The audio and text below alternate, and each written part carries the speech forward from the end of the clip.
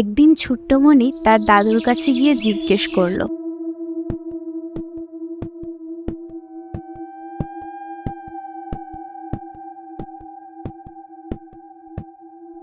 দাদু, তুমি বলেছিলে আমাদের গ্রামের পাশের বনে ভূত থাকে, সেটা কি সত্যি? বলল।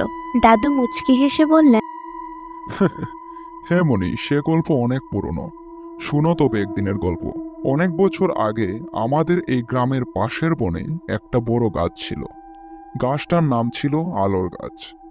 সে গাছটা রাতে আলো জ্বালাতো। কিন্তু একদিন এক অদ্ভুত ঘটনা ঘটল। এক রাতে গ্রামের কয়েকজন যুবক সাহস করে আলোর গাছ দেখতে বনে গেল।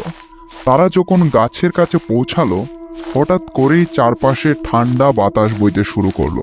যুবকরা দেখলো গাছটা সত্যি সত্যিই আলো ছড়াচ্ছে। তারা উৎসাহিত হয়ে গাছের কাছে গেল, কিন্তু হঠাৎ করেই গাছের নিচ থেকে একটা ভয়ঙ্কর ছায়া বেরিয়ে এলো। সেই ছায়াটা দেখতে কালো, লম্বা এবং তার লাল চোখগুলো জ্বলজ্বল করছিল। যুবকরা ভয় পেয়ে দৌড়াতে শুরু করলো, কিন্তু ছায়াটা তাদের পিছনে পিছনে আসতে লাগলো। তারা যতই দৌড়ায়, ছায়াটা ততই তাদের কাছে আসতে থাকে। শেষমেশ যুবকেরা একে একে মাটিতে পড়ে যায়। ছায়াটা তাদের কাছে গিয়ে বলল, তোমরা কেন আমার গাছের কাছে এসেছো? আমি এই গাছের রক্ষক, এখানে কেউ আসতে পারবে না। তারপর থেকে কেউ আর সাহস করে বনের দিকে যেত না। আলোর গাছের ভৌতিক রক্ষক সবসময় গাছটাকে পাহারা দিত।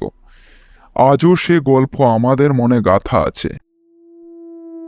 মণি দাদুর গল্প শুনে একটুও ভয় পায়নি, বরং সে ভেবেছিল একদিন সাহস করে বনের আলোর গাছ দেখতে যাবে। গল্প শেষ হলো। মণি তখন দাদুকে জিজ্ঞেস করে, দাদু, তাহলে কি সত্যি বনে ভূত থাকে?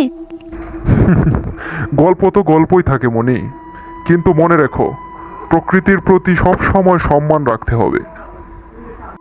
বললো। মণি দাদুর কথা মাথায় রেখে বনের দিকে তাকিয়ে রইল, আর মনে মনে ভাবলো একদিন সে নিজেই সেই রহস্যময় আলোর গাছের দেখা পাবে।